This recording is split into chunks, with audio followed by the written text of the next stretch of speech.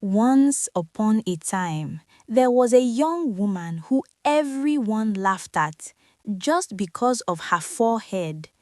She spent years hiding it, wishing it would disappear. But what happened next would change her life forever. Before we continue, make sure to hit that subscribe button so you don't miss more amazing stories like this. Lila had always hated her large forehead. Every morning, she tugged her hair over it, hoping no one would notice. Even at her favorite bakery, the teenage cashier snickered when she ordered her usual chocolate croissant. A group of customers at the corner whispered, pointed, and giggled. Lila forced a smile and grabbed her pastry, pretending she hadn't heard a thing. She had heard it all before. In high school, they called her runway face and sometimes moon forehead.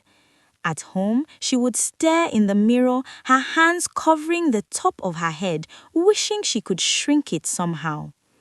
She had tried every hairstyle, every hat, and even makeup tricks. Nothing worked. It was just too big.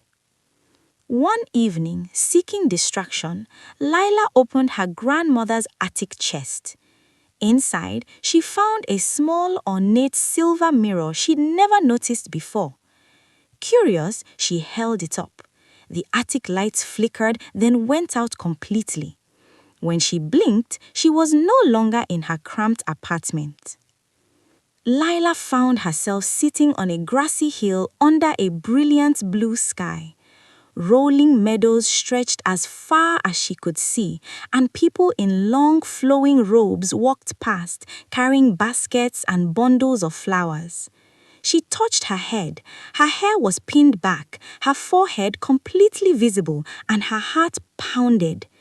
She must have traveled through time? A woman in a flowing gown approached, noticing Lila's hands shielding her forehead. "Oh, don't hide it," the woman said gently. "Your beauty is remarkable." Lila froze. Were they mocking her? But a small crowd began to gather, whispering in admiration. "Surely someone with such a forehead must be of noble birth," one said. Before she knew it, she was escorted to a grand castle. She was dressed in a rich silk gown, her hair pinned back fully, her forehead fully visible. Inside the castle, a young nobleman named Marcus stared at her, awe written on his face. "Extraordinary," he said, his eyes never leaving her forehead. Dinner followed, and then more dinners, with Marcus praising her forehead at every opportunity. Other women at court whispered and tried to imitate her hairline. Lila stopped hiding it completely. For the first time in her life, she pulled her hair fully back, and for the first time, she felt truly seen. Marcus took her riding through the royal gardens and wrote her poetry, comparing her forehead to the sky itself. Lila laughed freely, feeling joy she had never known. 3 months later, Marcus proposed in the castle's grand chapel. Her forehead was fully visible, unhidden, and for the first time, she felt proud of it. She had become a queen in this magical place, all because of the thing she had hated most about herself. But that night, as she rested alone in her chambers, she noticed the silver mirror had appeared beside her. It whispered softly.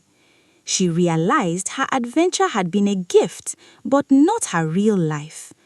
With a deep breath, she touched the mirror again. The world blurred, lights flickered, and she woke up on the floor of her attic, the mirror resting beside her. The next morning, Lila walked into the bakery without a hairband, without bangs covering her forehead. She carried herself with confidence. The same forehead, the same face. But now she knew that her forehead wasn't the problem. She had only been born in the wrong time.